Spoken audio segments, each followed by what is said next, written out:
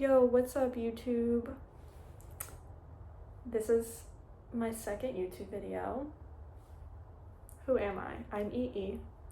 Welcome to EE Talks. This is my YouTube channel where I talk about mostly things that I find very interesting and that really stick with me through my graduate experience as I'm studying clinical mental health counseling in Florida. I'm a grad student. So before I get into the second video, I wanted to give a small disclaimer, give a small statement perhaps. I just want to reiterate the fact that I am a student. So I am in graduate school. I am not licensed, I'm not registered, I'm a student. However, I will only ever include information that I have learned either from my licensed professors or from required readings from my textbooks or articles,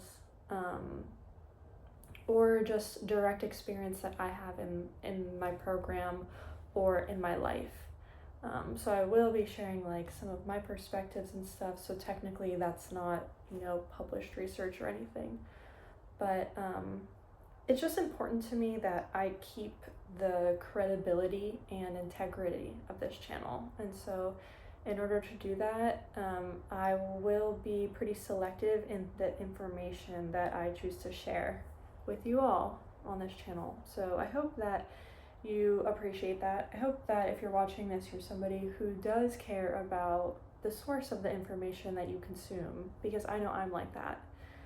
So just know that that is one of my priorities here as I maybe continue to make YouTube videos about my experience in graduate school and what I'm learning.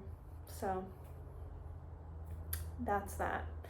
Today I wanted to talk about a subject that really interested me from one of my classes this past week. The class is called Legal and Ethical Issues in Counseling.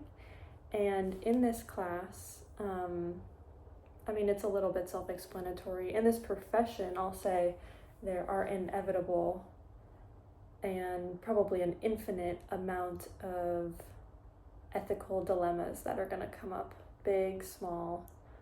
Some are going to probably be run-of-the-mill, some are probably going to be nothing I could have ever expected.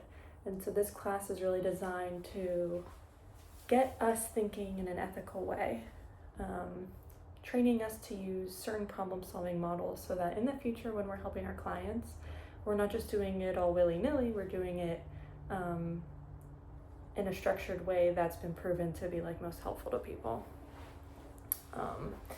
But the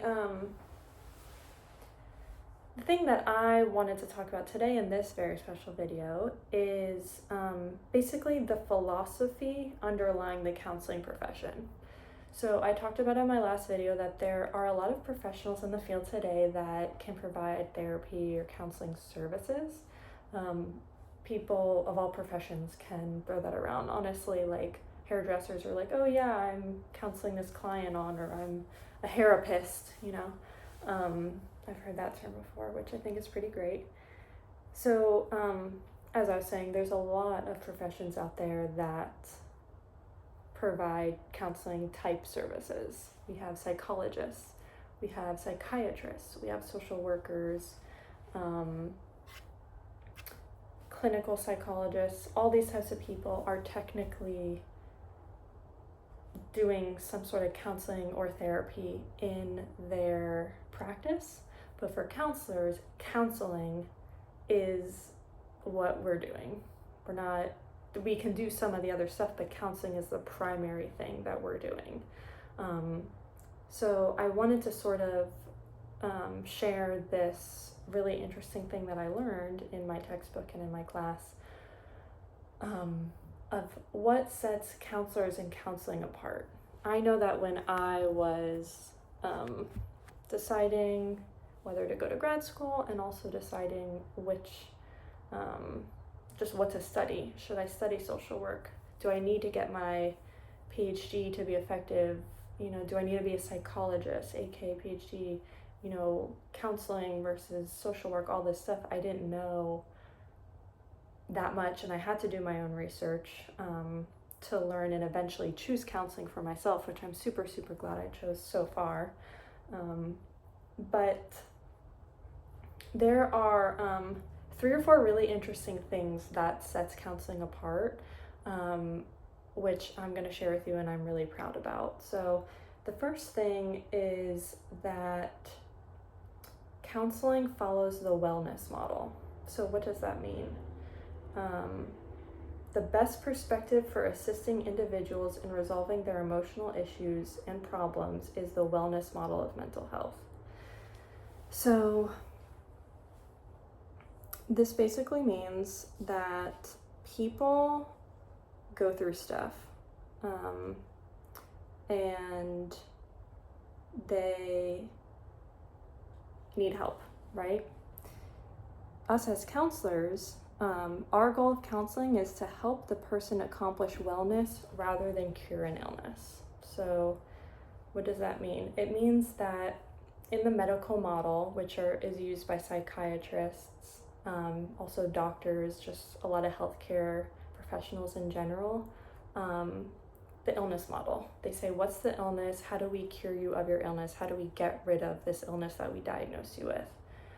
On the contrary, counselors, our job is more to focus on what is in that person already, kind of hidden among the muck, and accentuate it, help them bring it out. We really want to focus on the wellness of the person that still sort of exists inside them, even when they're struggling, rather than getting rid of an illness. So basically more wellness-based than illness-based. The second thing I want to touch on is the developmental perspective of counseling.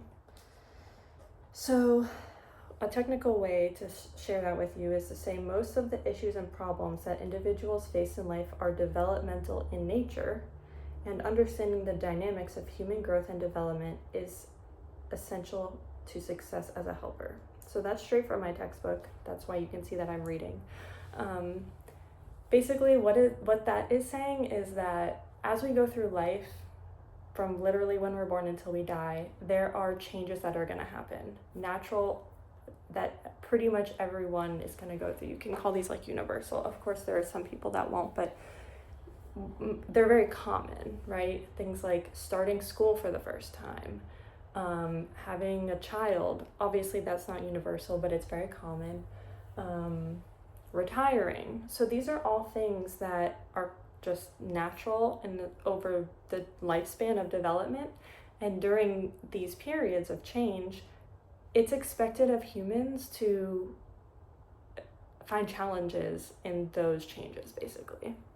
And so like some of the professions and perspectives might be like, oh, like you're messed up, like I'm in a messed up place because this and that. But counseling is like what you're feeling, like it's uncomfortable and it's not ideal, but like this is sort of expected and natural for you to feel when you're developing as you're going over the lifespan. So a very specific example could be like a 5-year-old crying in terror, absolute terror, when their mother first drops them off on like the first day of kindergarten, basically.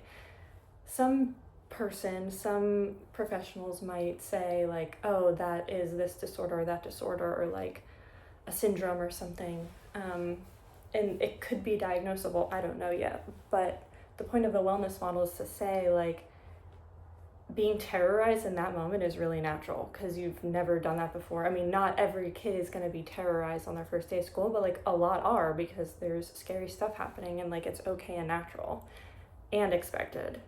Some other examples of this could be an 11-year-old girl like in middle school becoming like totally obsessed with boys, like, oh my God, obsession, OCD, like not necessarily, just sort of like as hormones are going through her body, an obsession starts. The way that her brain is starting to develop and notice boys, the brain just kind of goes into overdrive.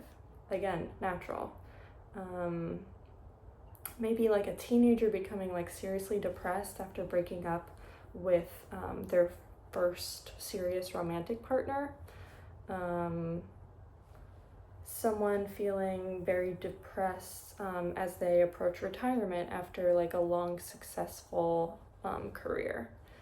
So that is a developmental perspective. All these things, we as counselors believe they're natural, they're normal. We're gonna see them in counseling, but we want to let them know that this is okay. And it's just sort of part of how things are gonna develop over their lifespan.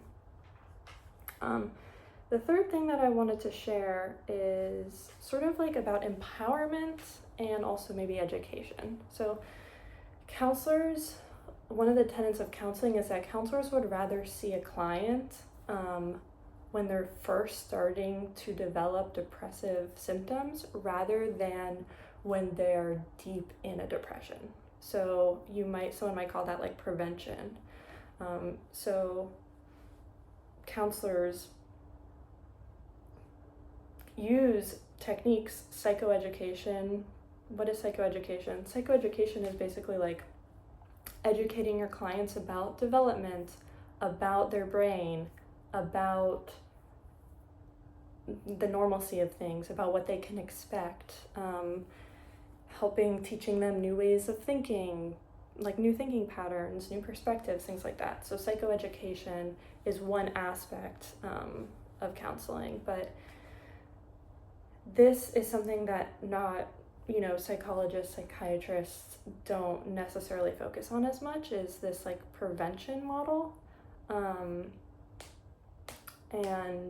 I think everybody does psychoeducation, but this mixture, just kind of this vision of, I know I have this vision of having the opportunity to see clients early on when like I've stated, things aren't like terrible, but things are maybe concerning or things are changing for them and they realize like they could get some help, and providing them with tools early on so that it can prevent serious illness, like serious disruption to their lives, serious unhappiness, So those are three pretty special and pretty distinct things about counseling. So if you were wondering, what is counseling? What makes counseling unique? Those are three things. So I hope this video was educational. I hope it was interesting to you. If you enjoyed it, leave a comment down below, and hope to see you again in the next video. I made this video shorter because my last video was 30 minutes and it was hard for me even to sit through the whole thing, admittedly. So here is a 14-minute video for you to enjoy. I hope you enjoyed it. And I'm so excited to continue to make videos and keep learning and sharing, and see you in the next one. Bye.